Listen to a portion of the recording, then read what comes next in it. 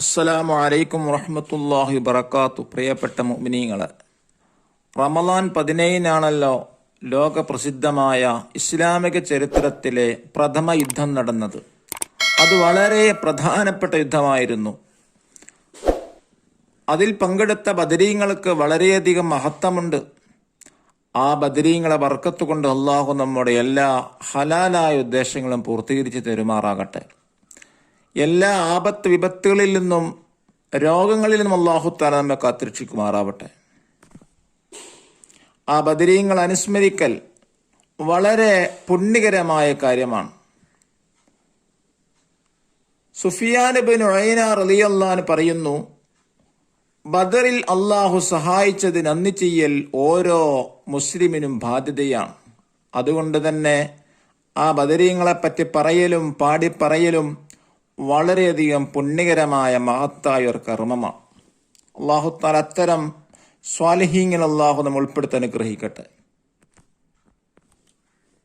നോക്കൂ, ഒരിക്കൽ ബദരീങ്ങളിൽപ്പെട്ട അബ്ദുറഹ്മാൻ ഇബ്നു ഔഫ് റളിയല്ലാഹു അൻഹുവിനെ കുറിച്ച് ഖാലിദ് ഇബ്നുൽ വലീദ് റളിയല്ലാഹു അൻഹു എന്തോ അനിഷ്ടം നബി തങ്ങളോട് പറഞ്ഞപ്പോൾ നബി സല്ലല്ലാഹു അലൈഹി വസല്ലമ തങ്ങൾ ഖാലിദ് റളിയല്ലാഹു അൻഹുവിനോട് പറഞ്ഞു, യാ ഖാലിദ്, ബദരീങ്ങളിൽപ്പെട്ട ഒരാളെയും നിങ്ങൾ ബുദ്ധിമുട്ടിക്കരുത്. ഉഹദ് പർവ്വതത്തോളം സ്വർണം ചെലവഴിച്ചാലും അവരുടെ പ്രവൃത്തി നിങ്ങൾക്ക് എത്തിക്കാനാവില്ല. അത്രയും വളരെയധികം പുണ്യം നിറഞ്ഞതാണ് ബദരീങ്ങൾ. നബി സല്ലല്ലാഹു അലൈഹി വസല്ലമ തങ്ങൾ പറയുന്നു, ബദറിലോ ഹുദൈബിയ സന്ധ്യയിലോ പങ്കെടുത്ത ഒരാളും നരകത്തിൽ പ്രവേശിക്കുകയില്ല. ഒരു സംഭവം നോക്കൂ. അലി റളിയല്ലാഹു അൻഹു പറയുന്നു, ഒരിക്കൽ നബി സല്ലല്ലാഹു അലൈഹി വസല്ലമ എന്നെയും സുബൈർ ഇബ്നുൽ അവ്വാം റളിയല്ലാഹു അൻഹുവിനെയും അബൂ മർസദ് അൽ ഗനവി റളിയല്ലാഹു അൻഹുവിനെയും ഒരു യാത്രയ്ക്ക് വേണ്ടി നിയോഗിച്ചു. ഞങ്ങളെല്ലാം കുതിരപ്പടയാളികളായിരുന്നു. അവിടുന്ന് പറഞ്ഞു, നിങ്ങൾ കാക്ക് തോട്ടത്തിൽ പോകുക. അവിടെ ഒരു അവിശ്വാസിയായ സ്ത്രീയുണ്ട്, സാറാണെന്നവളെ പേര്. അവളുടെ കയ്യിൽ ഹാത്തിബ് ഇബ്നു അബീ ബൽതഅത്ത് റളിയല്ലാഹു അൻഹു അഥവാ മക്കയിലെ മുശ്രിക്കീങ്ങൾക്ക് എഴുതിയ ഒരു കത്തുണ്ട്.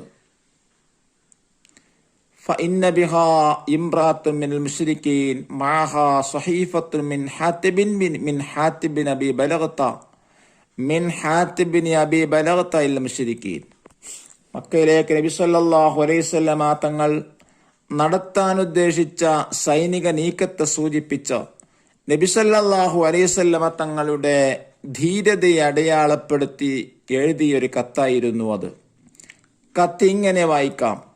ഹാത്തിബ് അബീ ബൽതഅത്ത് ഖുറൈശികൾക്ക് എഴുതുന്നത്, നിശ്ചയം നബി സല്ലല്ലാഹു അലൈഹി വസല്ലമ തങ്ങൾ പേമാരി പോലാത്ത സൈന്യവുമായി നിങ്ങളുടെ അടുക്കലേക്ക് വരുന്നുണ്ട്.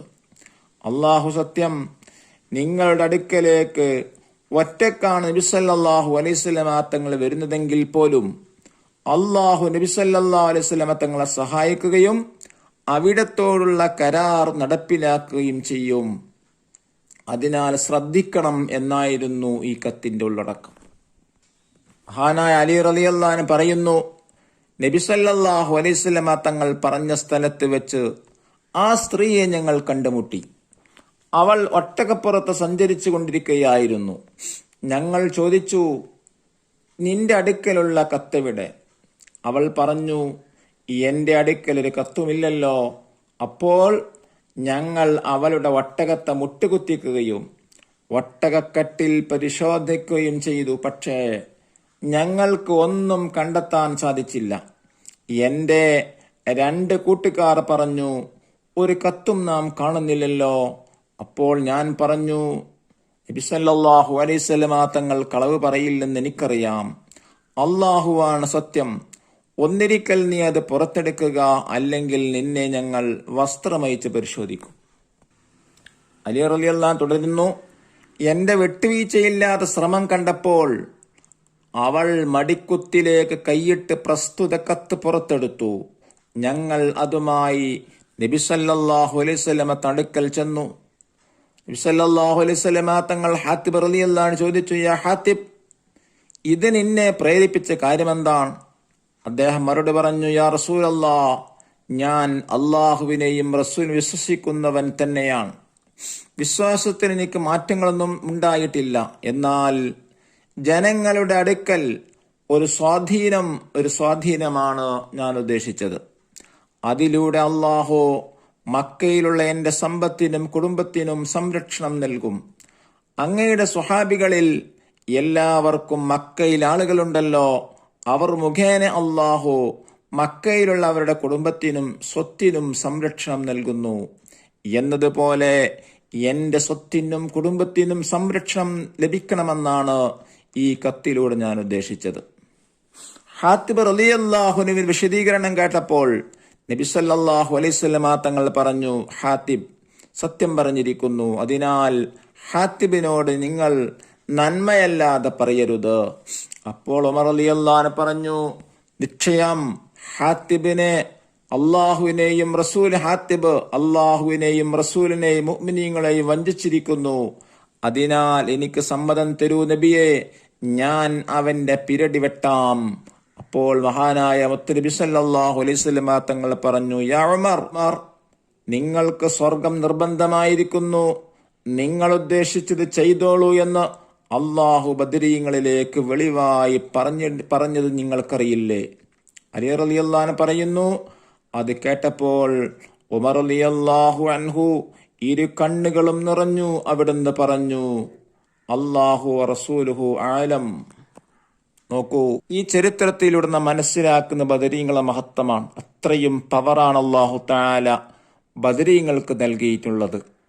ആ ബദറിൽ പങ്കെടുത്ത എല്ലാവരും വലിയ മഹാന്മാരാണ്. അവരുടെ ബർക്കത്ത് അല്ലാഹു നമ്മെ നന്നാക്കി തെരുമാറാവട്ടെ, നമ്മുടെ ഈമാൻ സലാമത്താക്കി തെരുമാറാവട്ടെ. ആമീൻ എന്ന പ്രാർത്ഥനയോടെ അസ്സലാമു അലൈക്കും വറഹ്മത്തുള്ളാഹി വബറകാതുഹു.